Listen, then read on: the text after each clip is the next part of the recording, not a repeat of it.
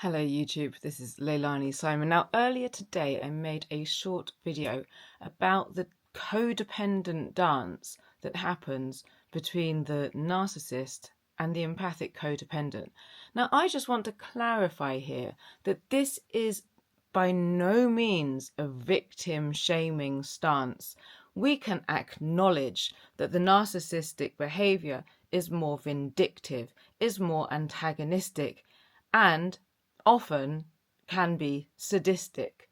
Now, I see it that narcissism is on a spectrum, and there can be people who fall into narcissistic behaviors who maybe don't have full-blown narcissistic personality disorder, and everything in between.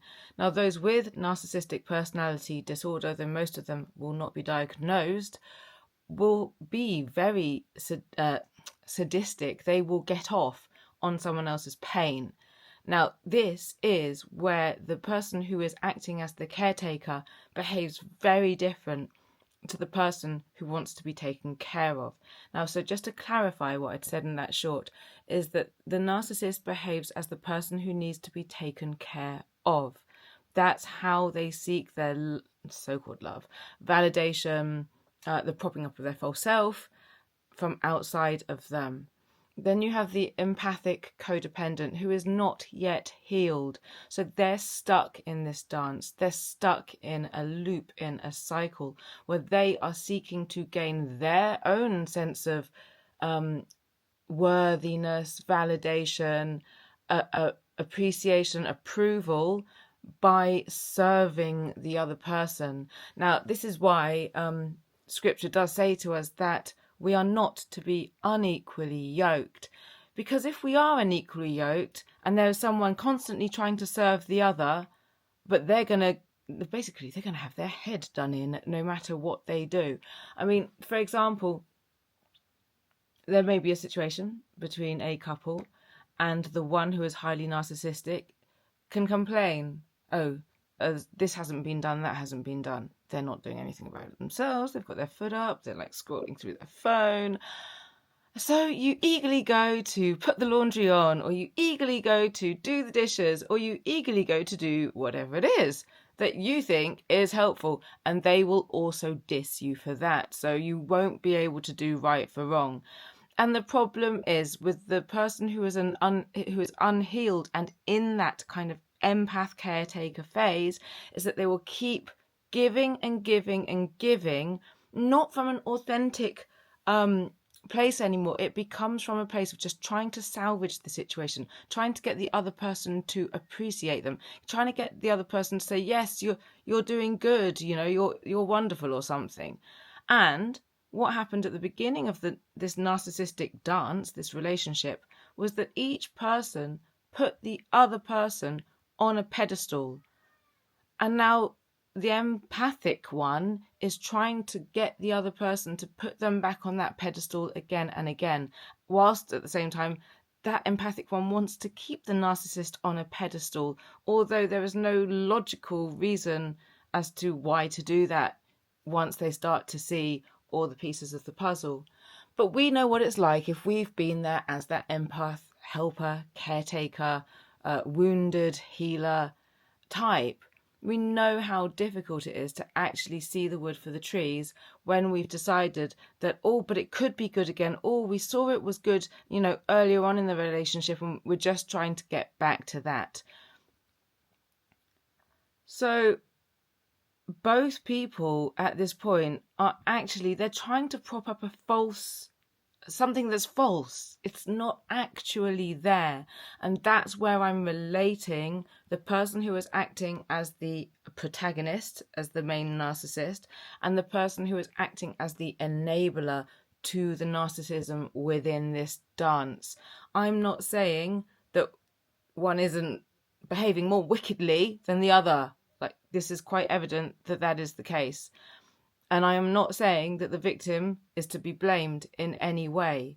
All I'm saying is that when we realise what's going on, the person who is the empathic caretaker, they're in a great position because they have the chance to say, hey, hang on a minute, I'm going to take accountability here. I'm not being my authentic self. Do I even know what my authentic self is? Oh, wouldn't it be exciting to find out? Now I get it. If somebody is stuck behind the enemy lines and they're in a narcissistic relationship, they have to take care that when they take care of themselves, they are not doing it in the sight of the person who is highly narcissistic. Because the person who is antagonistic is going to want to ruin it for them. If they know that that person needs more sleep, if they know that that person needs to eat more evenly and better food, whatever they know that that person needs, the antagonist is going to do their best to make sure that that doesn't happen. Now that is sadistic. That is getting pleasure from someone else's demise and downfall. And that's where it's different between the narcissist and the one who is the caretaking empath. Now, having empathy is good. Also, having some amount of looking out for self is also good. And this is what I meant by we need to take the middle road between the two so that there's no imbalance. And it's only on the middle road that we can actually learn to be true to our own authentic self. Now, the difficulty lies in the fact that we have been programmed, our whole limbic system, our emotional system, our reactions, how we survive has been programmed since we were very, very young. If we grew up in an antagonistic or dysfunctional family of any sort.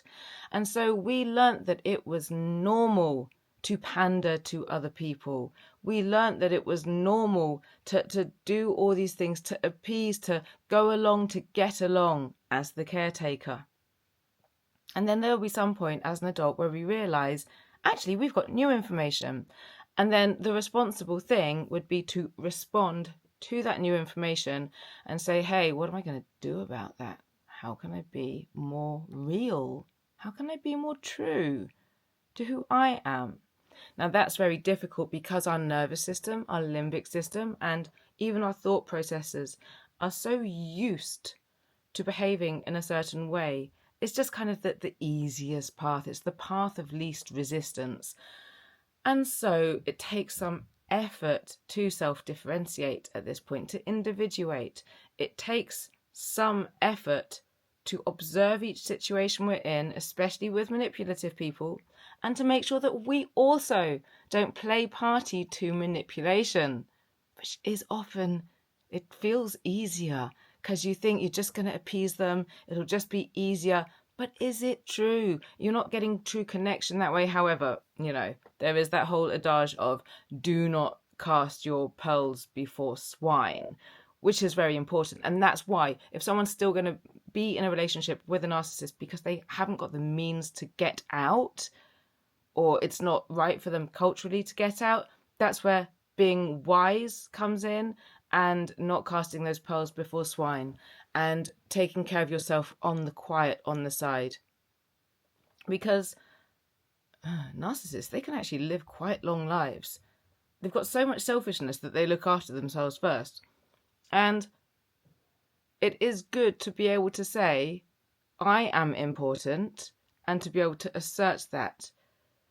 To say that we are not is to say that we're not special in God's eyes as he's told us that we are. And so we don't want to make an idol out of the relationship. So all I was trying to point out in that short is that the person who is playing the dance with the narcissist, although they may have got into it innocently and with no ill intention, there are things that they can look at and become accountable for that if they didn't do them, they wouldn't be enabling the narcissist so much. And that actually would just lead to a more real place, a more authentic place. And if we're going to talk about growth and healing, I suppose that's where we all want to go. And it's just to say that there isn't any single person on this earth who is completely blameless in any situation.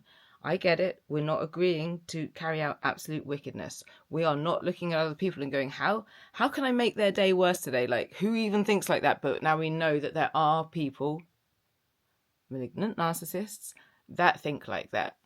However, we do want to step back from that enabling role.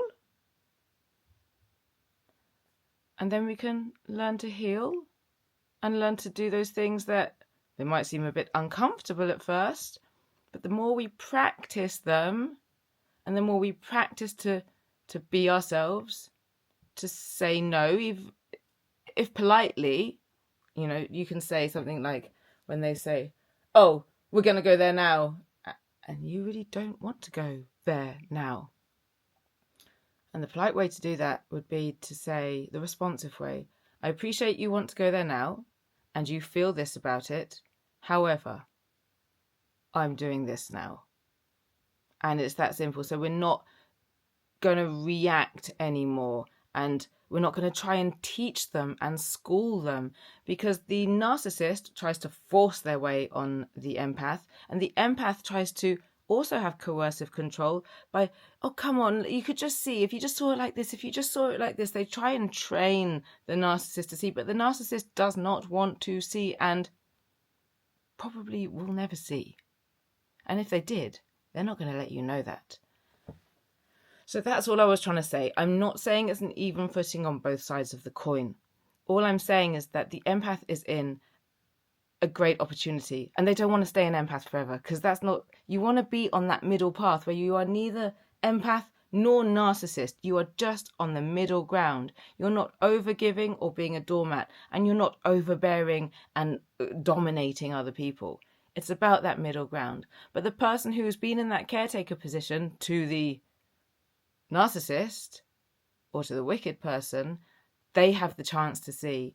And if they can take accountability for their part, which I'm not saying is wickedness, but there's been an agreement, there's been a spirit of compromise, which, if that's not the Holy Spirit, then it's not a spirit that's of God.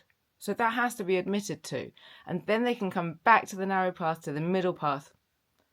And then they'll be ready to receive people into their life who are more healthy for them.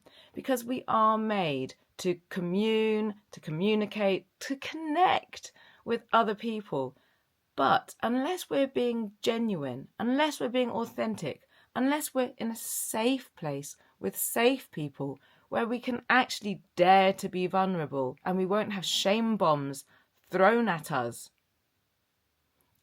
if we could be in those places, how much better would life be? However, we need to look at ourselves, practice being authentic so we can get used to being with safer people that we can be authentic with, and not be so drawn in a kind of addiction, dopamine seeking way towards the familiar spirits, which we can't blame ourselves for. It's familiar territory. It has been all our lives. But if we don't want to deal with the familiar spirits anymore, we really have to learn who we are, that God knitted us in the womb to be.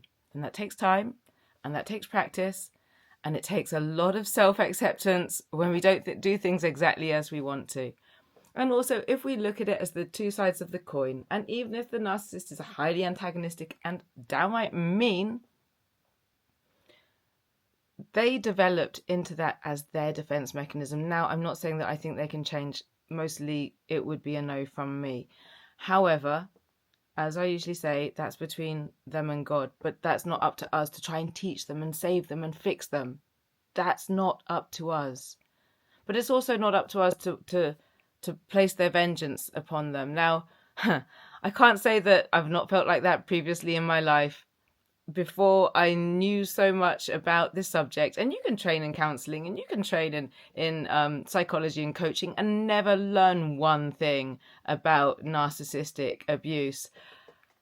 And when I started to realise what this all was, I thought some quite violent thoughts towards some particular narcissists in my life. And I can't say I didn't want revenge, but slowly as life's gone on, and God's also shown me that they're in a much more unfortunate situation than us, because it's more difficult for them to see, to be able to change than as the person being taken care of, than it is for the caretaker.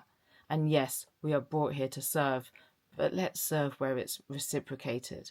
Let's not be unequally yoked. There's definitely hope, and be prepared to brace that discomfort of being your authentic self. All right, this is Leilani Simon. Bye for now.